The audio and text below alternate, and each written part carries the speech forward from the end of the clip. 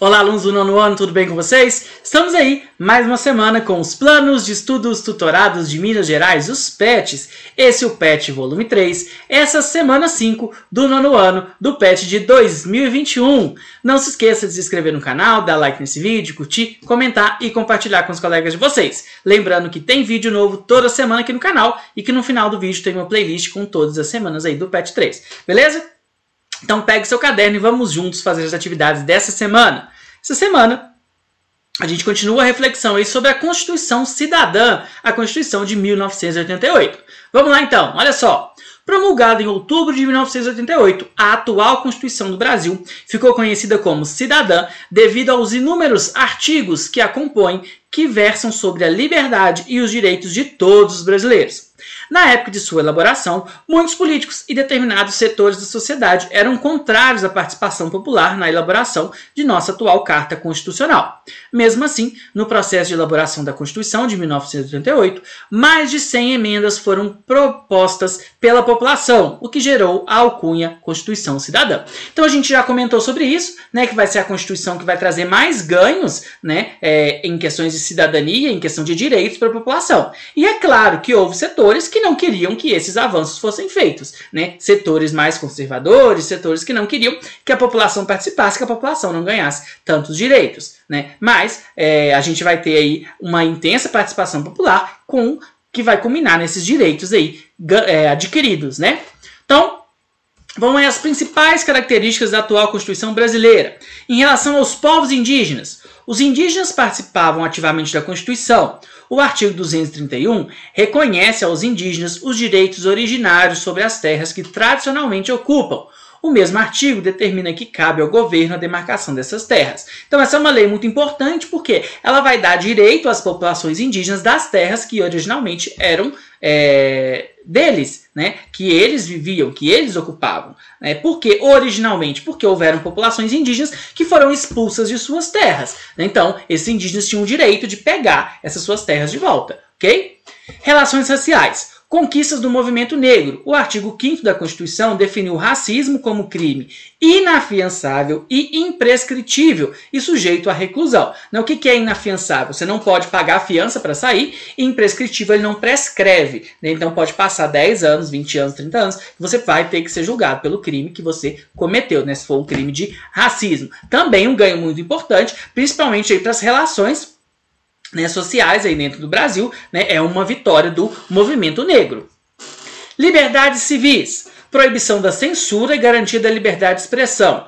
Garante também a iniciativa popular para a proposição de novas leis. Então, a censura ela vai acabar, né? Então a gente não pode ter o governo interferindo nas obras artísticas, interferindo aí nos jornais, nem nada disso. E a liberdade de expressão, né? Então a pessoa tem o direito, né, de se expressar, ok?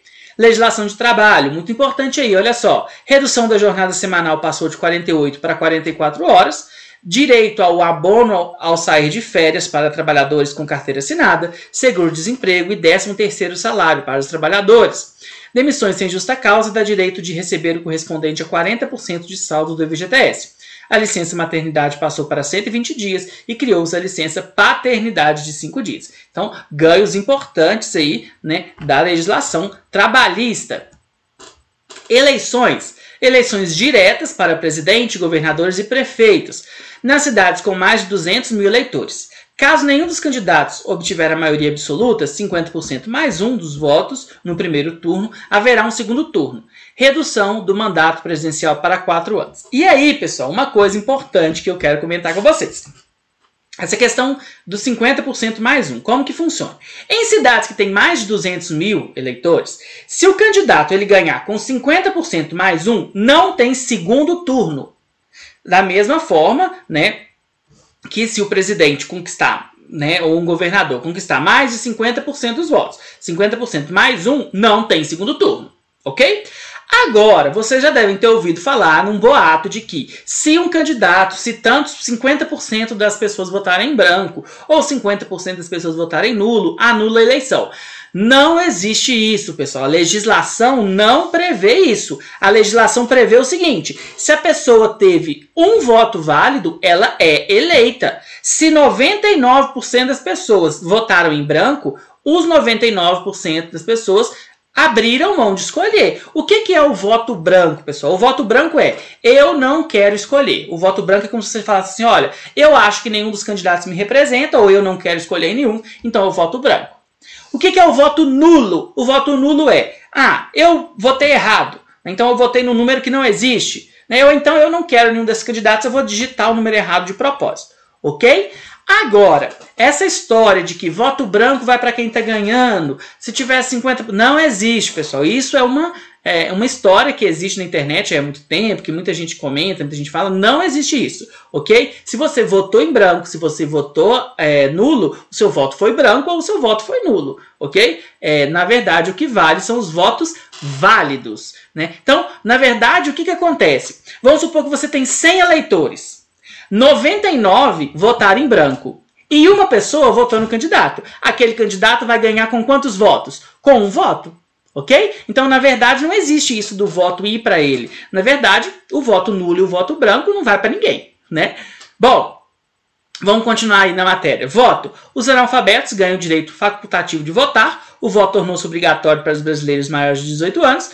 De 70 anos é facultativo, né? E para jovens de 16 e 17 anos também é facultativo. Beleza? Facultativo você só vota se você quiser, se não é obrigado.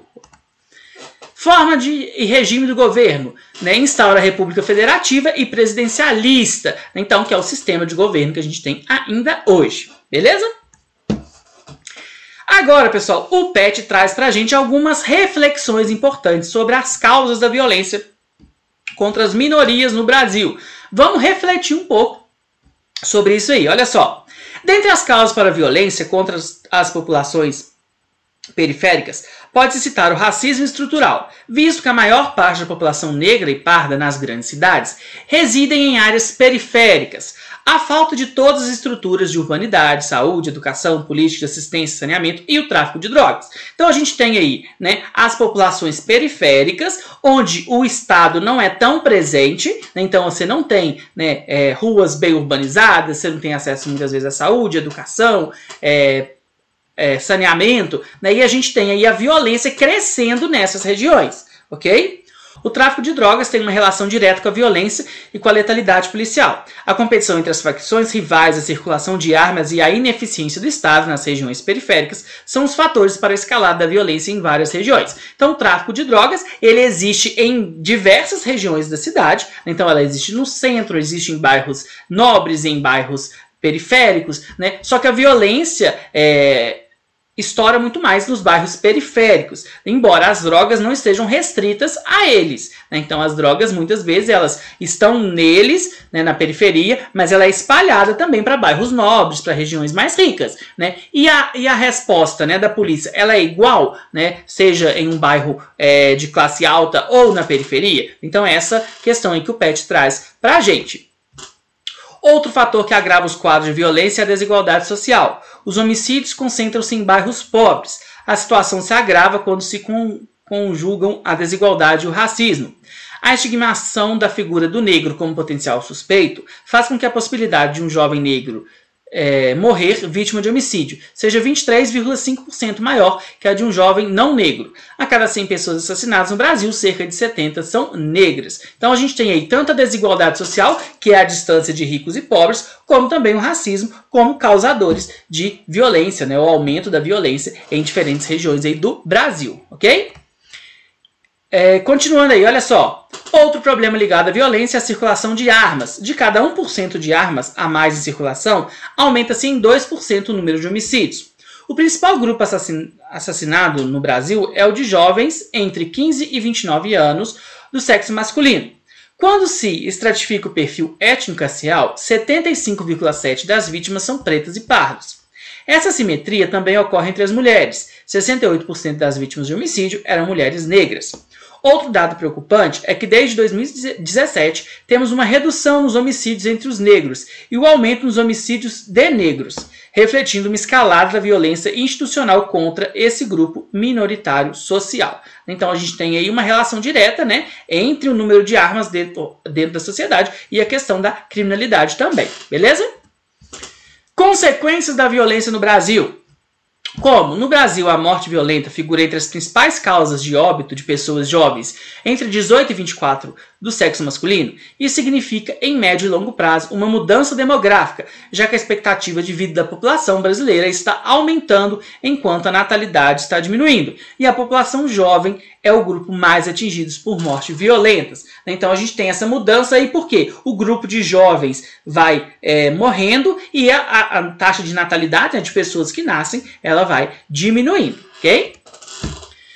A alta taxa de homicídios nessa faixa etária traz consequências econômicas ao dizimar parte expressiva da força produtiva do país. Os altos índices de mortes violentas também sobrecarregam o sistema público de saúde. Então a gente tem uma população economicamente ativa, uma população que poderia estar trabalhando, que ela é assassinada, então a gente tem um número de pessoas menor trabalhando, e isso traz consequências econômicas. E a gente tem o sistema público de saúde sobrecarregado com essa violência também. Por fim, a perda de liberdade democráticas, de expressão, de associação, de ir e vir e mesmo direito de propriedade em muitas partes do Brasil é afetado pela violência. Então a gente tem aí a violência atingindo o Brasil de forma geral, né? Não só na periferia, como também, né, nos centros e nos demais bairros. Né? Aí fala da questão do direito da propriedade, né? Então a pessoa ela tem os seus bens furtados, seus bens roubados, ela não tem a liberdade de ir em alguns lugares, né? Tudo isso faz parte, né? Tudo isso é causado pela violência. Lembrando, pessoal, que todos esses textos foram retirados do PET, né? O PET do 9º ano, ele teve 2 versões. Esta é a última versão que está presente lá no site do Estude em Casa. Então são questões importantes para a gente pensar, né? Não precisa necessariamente concordar com tudo que foi dito, mas para se pensar, né? Sobre essas questões aí que afligem o Brasil, porque a violência é um problema que atinge todo mundo, né? Bom, agora então vamos às atividades. Vamos lá. Na número 1, liste as principais características da Constituição Brasileira de 1988. Essa é fácil, né? O sistema federativo do Estado, o voto direto, secreto, universal e periódico, a separação dos poderes, os direitos e as garantias individuais. Todas essas, né, características importantes da Constituição de 1988. Beleza? Vamos para a próxima. 2. Quais as principais consequências das altas taxas de violência para vários grupos da sociedade brasileira atual? Lembrando que essa resposta foi retirada do PET, ok? O PET que está lá no Estude em Casa. Então a gente tem aí mudança demográfica, consequência econômica, sobrecarrega um sistema público de saúde, perda de liberdades democráticas, ok? Vamos para a próxima? 3. Qual a relação entre violência e racismo no Brasil? Retirada também do PET, olha só, a situação se agrava quando se conjugam a desigualdade e o racismo, a estigmatização da figura do negro como potencial suspeito faz com que a possibilidade de um jovem negro morrer vítima de homicídio seja 23,5% maior que a de um jovem não negro. A cada 100 pessoas assassinadas no Brasil, cerca de 70 são negras. Beleza? Pessoal, agora aí a questão número 4, a gente tem aí, né? Analisando a charge de Latuf, podemos perceber que o combate à violência no Brasil, qual a alternativa correta aí? Alternativa C. Retrata uma compreensão diferente da violência dependendo do olhar de quem a analisa. Beleza? Pessoal, então a gente tem essa referência que eu utilizei, inclusive esse segundo link aqui é o link da própria Constituição, se você quiser dar uma olhada lá na Constituição do Brasil, né? Tem como você ver ela na íntegra aí na internet. E é isso, pessoal. Boa semana, bons estudos. Não se esqueça de se inscrever no canal, dar like nesse vídeo, curtir, comentar e compartilhar com os colegas de vocês. Beleza? Muito obrigado e até a próxima. Valeu!